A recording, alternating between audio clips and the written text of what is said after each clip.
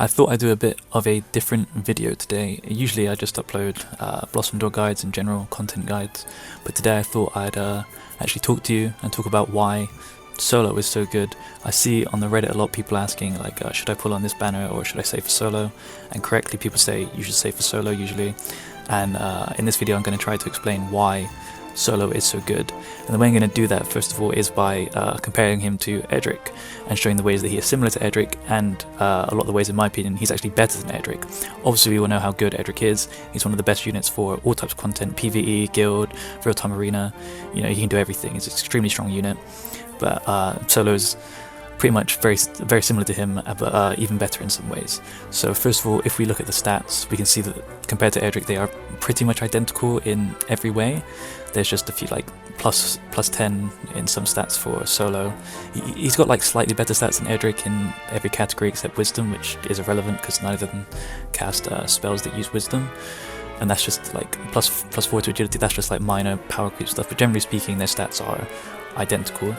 If we look at the leadership, I would actually say I favour Edric's leadership over Solo's. First of all, Solo's leadership is limited only to other heroes, so that's way more limiting, and it's only physical potency, which means that spells that scale off attack like Crimson Cuts and Erdrick's Phoenix Descent won't be boosted by it, but it is a bigger boost for that niche. If we look at the attacks, we can see that whilst Edric has Zap type that occasionally stuns 1 to 4 range, Solo has a Frizz type that occasionally paralyzes. I couldn't say that one is better than the other there. Either one is going to be better in a different scenario. Then we have physical fan Zap type damage. This is actually sure hit, so this is unavoidable. The only thing that can avoid this is Wildcard's Physical Reflect, as far as I know. And then for Erdrick we obviously have the Unreflectable Bang, which is also unavoidable, except for actually Solo's Mahost, or Mahost, I'm not sure how you say it, I'll get to that later. So these are, again, pretty much identical. This actually hits an extra tile directly in front of him, which is nice, but it's also, since it's a physical attack, it will have to contend with enemy defense stats, and a lot of units like passively buff their defense and stuff, so this made it a little less damage usually than Edric's Bang. But Zap and Frizz are very nice elements to have. Like this, it gets virtually unresisted, both of them, except some units like Deborah, which you don't really see. And then we come on to their main attack. For Erdrick you have Eternal Sword. Obviously this is absolutely devastating to anything that is weak to Whoosh. It hits things really hard that are used to Whoosh, but doesn't deal that much to things that resist Whoosh. And then on Solo side we have this 10% stronger, again, minor power creep stuff. It's typeless, so that means it's hitting everything neutrally. It's always going to be dealing 600% if it lands. But it doesn't have the brilliant potential that Eternal Sword has, but what it does have is a Frigid Wave secondary effect. So essentially this, if you've used Zoma's Frigid Wave, then you should know this does. This removes buffs from enemies every time it hits them. And the way they balanced Zoma's is that he can only use it once. But this, you can use it as many times as you have the MP to use it, and it deals 615% physical potency when this ability is fully upgraded. So this is an ability that you can cast to wipe out enemy buffs. This includes Erdrick's status protection for the first 3 turns. This includes lots of enemies that have damage resistance. This includes in any PvE content, any boss that is buffing themselves to have like super stats. You can just wipe that up with one attack that is also dealing 600% physical potency. So this one ability alone, even if he had no other ability at all, he would still be worth pulling just for this alone. Being able to Frigid Wave an enemy's stats, where like so many enemies are, so many units are reliant on their buffs and their perks, and he can remove most of them with just this one attack. There's also dealing a significant amount of damage. Like I say, this is applicable for PvP or PvE. Like he'll be usable everywhere, and you'll see him in probably 90% of guides that come out, because nothing else can do what he does. Like Zoma can do it in an AoE, you can only do it once. A lot of bosses on like really hard PvE content, they're buffing themselves every 2 turns. So you could Frigid Wave something away for that turn, but then they're just going to buff themselves up on like 2 turns time, and then you're back where you started. Whereas this, you can keep removing the buffs, you can keep them way more manageable. So this is an insanely powerful move, and it's going to future-proof him until they start releasing enemies that are immune to Frigid Wave. This is going to be absolutely essential for, I would imagine, so much upcoming content. And then onto the coup de grace. you've got Gale Crosscut from Erdrick, and you've got Big Bang Sword from this guy, and as you can see, it hits in a massive AoE. The tile in the middle gets hit twice, much like Erdrick's Gale Crosscut, so anything that's Frizz weak or neutral to Frizz is going to get absolutely nuked in the middle there, and anything around it's going to get hit by about, it's going to be slightly weaker than his B rank Frizz, because Coup de Grace I'm pretty sure only get upgraded by 30%, whereas other skills get upgraded 50% at plus 10.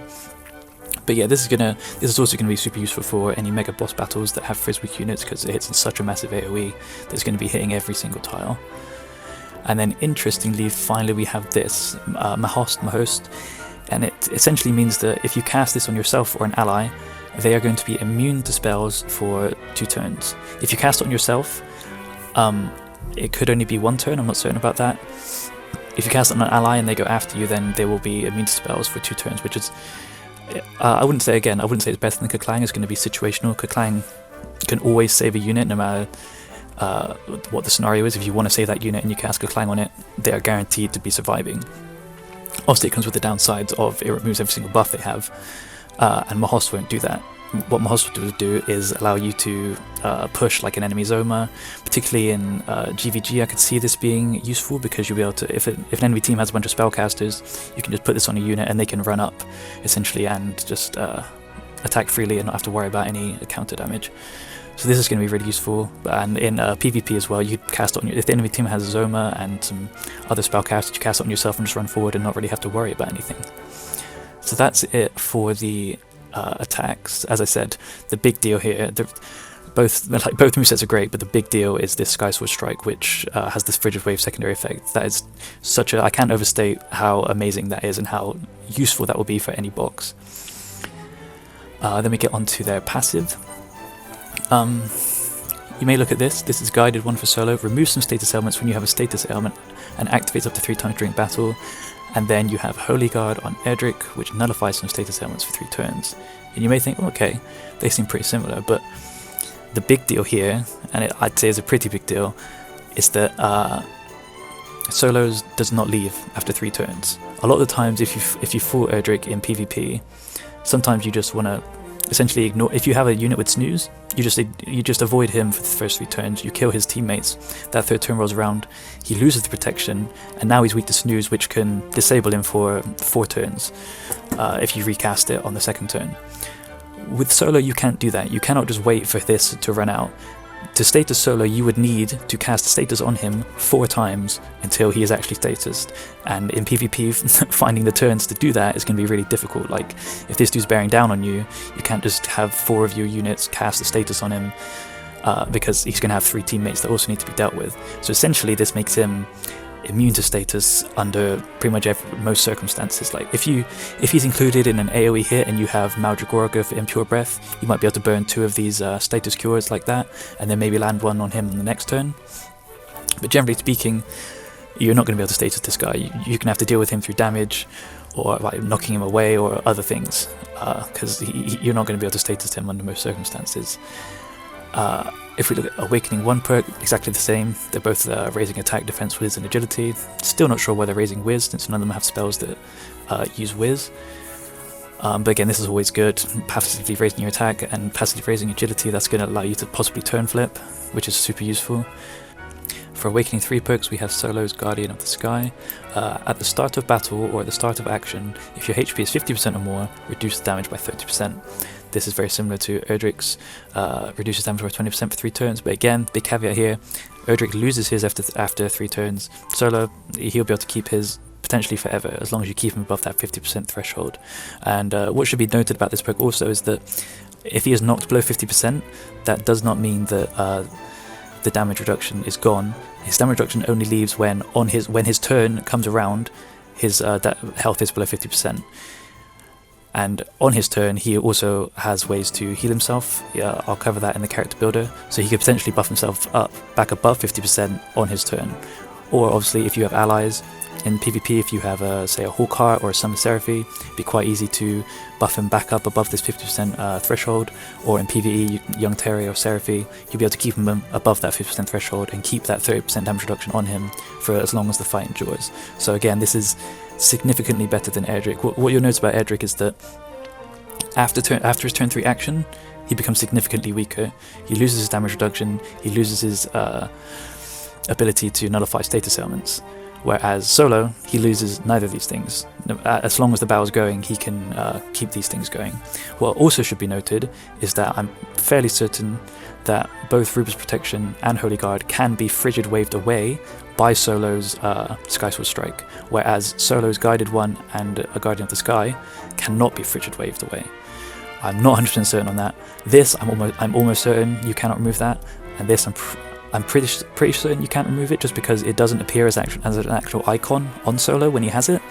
So it doesn't look like it's something that you could remove, but I'll have to see about that. But if so, that's another way that Solo is even better than Erdrick. And then Awakening Fire Perk is exactly the same. Obviously, if you can get it, it's amazing, but it's not really an essential thing you need to push for. I would say if you're planning to use Solo in PvP, in like Master and above, maybe Orc Alchemy above, Awakening 3 is going to be a really big deal. Taking 30% less damage above 50% is a really, really big deal. Probably usable at Awakening 1, but you're gonna feel, you know, if you fight an Awakening 3 Solo and you only have an Awakening 1 Solo, you're really gonna feel the difference in the damage you're taking there. If we look at status ailment resistance, again, this isn't really relevant for Solo. He's weak to confusion, but you'd need to confuse him 4 times until he actually got confused because of his Holy Guard. But I mean, if you can do that, then yeah, confusion's a pretty bad weakness. Compared to Erdrick, sleep's a really bad weakness for him to have, like I say, that can incapacitate him for four turns in a row after turn 3. So if something like a ghost can zone Erdrick out after turn 3, because if you push in and get snoozed, then you're going to be out of commission for who knows how long. Whereas Solo won't really have to worry about that. He's weak to Citizen Crack, resist Whoosh and Zap, so again, he kind of counters Erdrick Solo, and Erdrick's one of the most omnipresent units you will find in PvP, so he's good for that as well. Obviously he can get hit by the Bang spell, but he's not weak to that, so it's not too much of a threat. He is weak to Citizen Crack, so if you have Santa Lena, probably worth blossoming her for when this guy drops, and powering up your Sizz units. And then we get down to the character builder. This here is one of the places I'd say that Erdrick actually has an advantage. Ruber's Fortune, action start restores 10% of max HP and 4% of max MP. So this, whenever Erdrick's turn starts, even if he's statused, he's going to be restoring his health and MP. Whereas Heavenly Blessing for Solo recovers 10% of maximum HP and recovers 4% of maximum MP when attacked. Now that isn't actually the case. It's not when he's attacked, it's when he attacks. So this isn't like Dragon Scale. He actually needs to hit a unit to get this recovery. And obviously, if he isn't attacking for any reason, if he's out of MP, if he's just running away to reposition, if he has nothing to attack, or if he misses, then he's not going to actually get to recover his MP or his HP. So this is actually worse than Ruber's Fortune, I would say. Hero of Adversity perk. At the start of action, if your HP is 50% or less, increase physical power and recovery power by 30%. So this means that if you're Awakening 3, there's advantages to being above 50% and advantages to being below 50%. When you're above 50%, you reduce income damage by 30%. When you're below 50%, you'll actually increase your physical damage by 30%. So either way, you're going to be getting some benefit from your HP threshold. For Erdrick, he has the occasionally raises tension. Again, this has potential to be even better if you can stack multiple tensions, and he obviously doesn't need to be below any amount of HP to get this boost. So I wouldn't say one is better than the other, but what I would say is that this could have potential for PvE, where if you get low health and you put yourself behind a cover tank, then like Sora's Wrath, you'll be able to just abuse things from behind the cover tank, although with his Heavenly Blessing perk he might heal himself above 50% and then you'll lose this buff. And I think that's about it, because yeah, Clang Mahost we've covered. So yeah, that's about it on Solo, I think. Absolutely amazing unit for, as I said, for all types of play, for Guild vs Guild, for real-time arena, for PvE. There's like no place where you won't want to bring Solo. 600% potency, typeless physical nuke with a Frigid Wave attachment, and all these amazing perks he has. Like, you definitely want at least 2 copies of this guy, by which I mean you want to pull him and get one Awakening, because he's amazing, and he will be amazing for many months, possibly years to come. So yeah, I hope this helped explain why everyone is so excited about Solo and why everyone thinks you should save for Solo, because he's very good, and I hope this helped to explain. Thank you.